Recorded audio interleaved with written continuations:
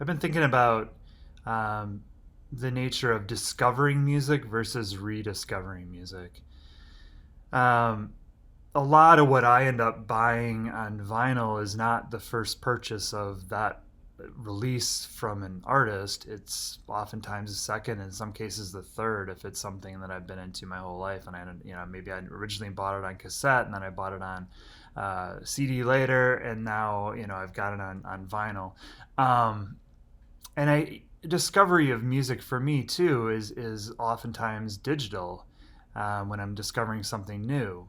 I mean, when I was a kid, if you had told me that someday I would have a device in my pocket that could pull up music from anywhere in the world, pretty much anything I could think of, instantaneously, and play it in sound quality that's better than anything I'd ever heard before.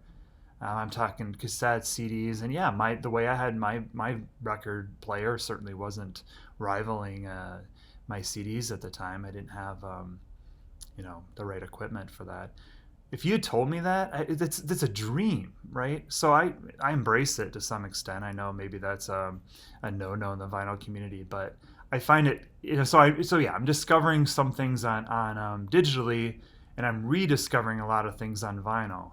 A really good example of that in the present tense, something that's happening now, was last summer or last spring when Wilco put out their new album, Cruel Country. They put it out on streaming only. They didn't want to wait until the production plants of vinyl pressing machines got up and going and sit on it for 9 months. They had shows coming up. They were excited about it. They wanted to get it in front of people and have people hear it. So I commend them for that. I know some people wanted them to wait, and I didn't feel like they want to hear it in any format other than vinyl. I think that's kind of hogwash myself. If you're into the band, why would you want to hear it? It's available. But I must say, what the part about the rediscovery comes in for me now that it is actually out. Okay, cool. There's this double vinyl.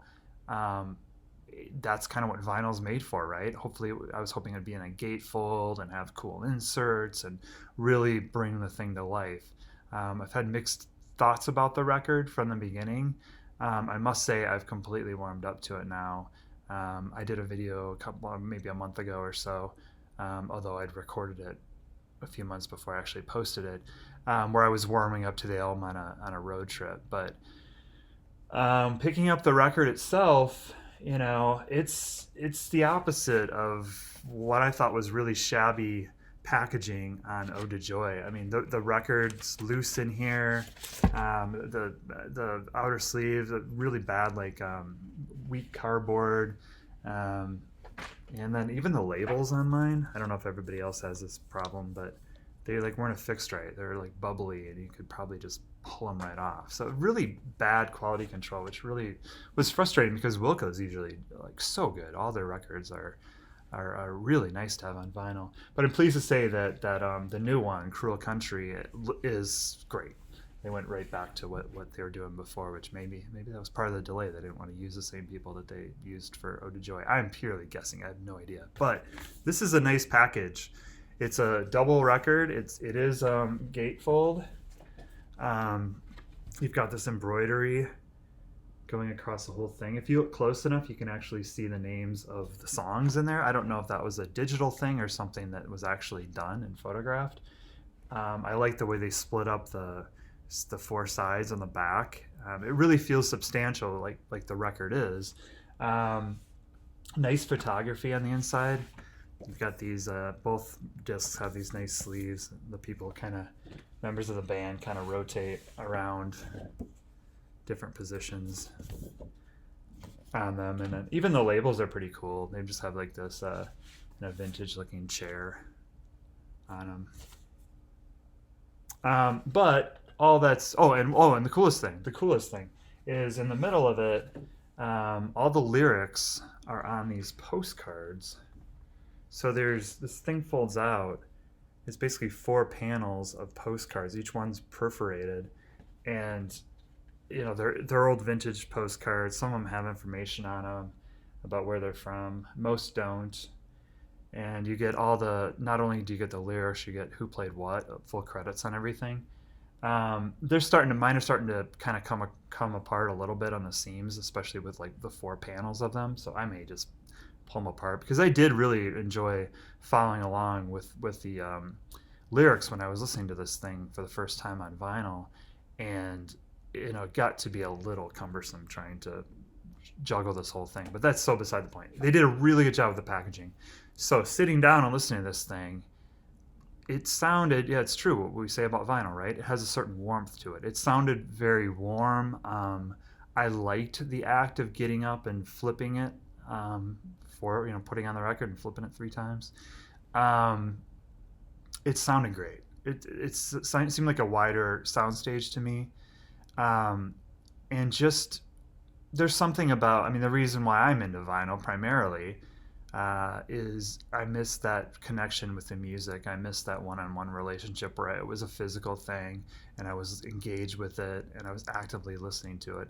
Not even so much the physical thing, but the actively listening to it, treating it like something other than oral wallpaper. And this is a great album to sit down with and just let it play and read the lyrics and just I love that it just become kind of overwhelmed with it.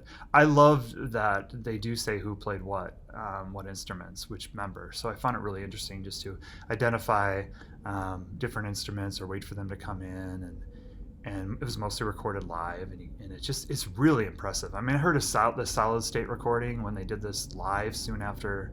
It was like the weekend after it was released to the streaming services. Phenomenal that this band can do all this stuff live, and I think most of the record was recorded that way. So stellar recording. I think the other thing too is all the songs just started to really come alive for me. They have over the past few listens. There's serious songs in there. Originally I thought that side 1 and side 4 would probably make a really good record. I listened to it that way, and a little too down for me, a little too serious. But you've got great songs in the middle, songs that really kind of took a while to stand out for me. I'm talking about things like what is it called, Bird Without a Tail, Base of My Skull. Even songs like The Universe and Many Worlds, which originally I thought were a little too samey topic wise. They kind of separate side 2 and 3. Really really great. And sometimes simple lyrics like The Universe there's no better way to tell it than just tell it straight and simple, and I think Tweety knows that. But there's so many good songs about relationships. He's been married forever, he has a family. Just really interesting take on that that you don't get from a lot of writers. Some of my favorite songs, I mean, there is like the Cruel Country, whole part of it, the state of the U.S. I mean, I think you especially get that in that first half of the record, especially the first side. Love that. Love a lot of these songs, like I was saying, relationship ones. Some of them were sort of the singles, like Falling Apart Right Now. I mean, I think it's just great. Like, don't fall apart. I'm falling apart. We can't both fall apart at the same time. Or something a little darker, like Tired of Taking It Out on You. My personal favorite songs are things like Sad Kind of Way and Country Song Upside Down. That fourth side, I really dig, the first and the fourth. But like I said, the other two are really starting to open up for me as well. So definitely recommend it. And his voice, I had an issue with Jeff Tweedy ever since The Whole Love, ever since they kind of did their own record label. It just seems like he's been putting out just tons of material. A lot of it sounds very similar, and I missed the singing. It seemed like he got into more of this kind of spoken singing kind of thing. And this record, he is singing, and you really notice it. I really did. Like, again, like reading the lyrics and just kind of going along with it and having this immersive experience of listening to it. And he seems to really be singing about something too. Another critique I had was his book that he wrote about writing songs, where he was just coming up with random things, something he read in a book, and then rhyming it with something else and hoping that he'd make sense out of it. No, I feel like these were not accidents. I feel like he had something to say, and he's saying it with this album, Cruel Country. So highly recommend it. It's a good listening experience for sure. Stream it if you haven't already, but consider purchasing it. It's a very nice record, and it's really the reason why a lot of us love vinyl. It's a double vinyl. It's gatefold. It's got beautiful packaging. It's got the lyrics. It's got everything you need. It sounds great. Another thing that I've been listening to lately, I have not picked it up yet, is Bob Dylan's Fragments. So a while ago, about I think it was 2009, he put out Telltale Signs, and that was a collection of material. I think it started with Oh Mercy, which Daniel Lanois produced, much like Time Out of Mind, and it all kind of had the same as outtakes, and all had the same kind of feel through the whole thing. It's one of my favorite modern Dylan records. That collection I think is phenomenal, especially the first disc. I had it on CD. I had all the bootleg series on CD. Um, and in my opinion, that part of that's included on this new one, the stuff that was relevant to Time Out of Mind. In my opinion, the real treat was hearing those originally, right? Hearing the original Mississippi and March into the City, Dreaming of You, and my favorite, Red River Shore. There's multiple versions of it on the new one. I'm not sure they ever quite top those four, the ones that were on the Telltale Signs, which is if you buy the vinyl, and it's streaming too, the whole thing. It's on the very last disc. It is a revelation, I think, hearing some of the production stripped back. It's not as drastic as I thought it would be. Somebody described it as the difference between listening to Time Out of Mind in the daytime, like the new mix, and night. I think that's pretty spot on. It makes it more of a normal kind of modern Dylan record. Time Out of Mind's, very singular in its sound, the way it was, the official version. But now that there's this remix version and all the outtakes, you could shuffle that with modern Bob albums, like songs off of Modern Times and Together Through Life, or something like Rough and Rowdy Ways, and it wouldn't stand out the way that it did before. It's certainly cool hearing those early versions of songs too. Make You Feel My Love kind of blew me away. I mean, trying to track down when these things came out, it appears like that was one of the early sessions. And it's just like you can hear people, kind of being amazed by it. Somebody, I think, says "wow" when the song ends.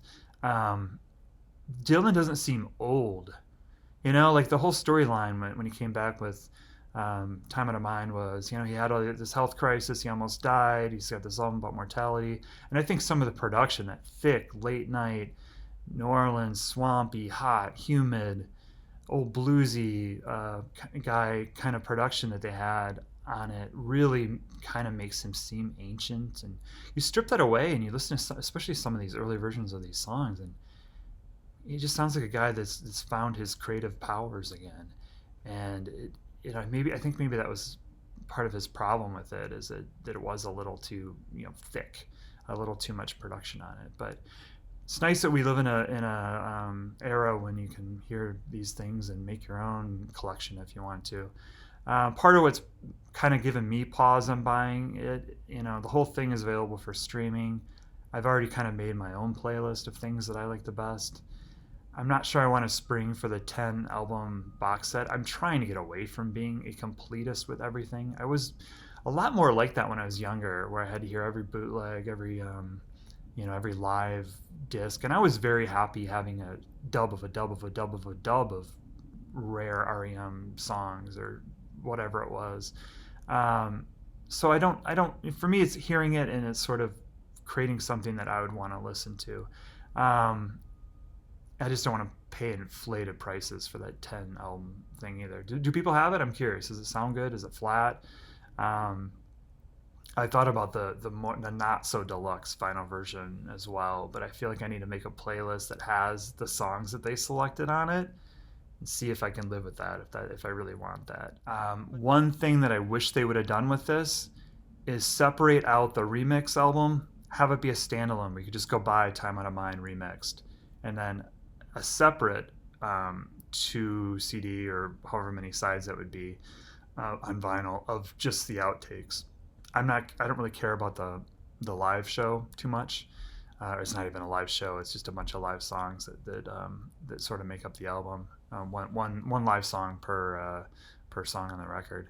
But yeah, that's quibbling a little bit. But yeah, I mean, I'd like to just buy the outtakes and then maybe buy the remixed album. But anyway, I'm glad it exists. Streaming exists. I can make my own playlist. I can decide later. But I am curious what people's thoughts are on Fragments. I mean, the medium you got it in, but even more than that, just do you like it? I mean, are you excited about it? What does the mix do for you? I think it's super cool.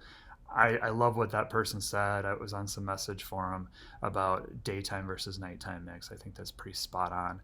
And there's some just really cool material on there. It's so interesting just to see how he plays around with songs throughout recording in different places and different groups of musicians. So anyway, that's what I'm listening to, fragments, and definitely give Wilco's Cruel Country a spin. Thanks.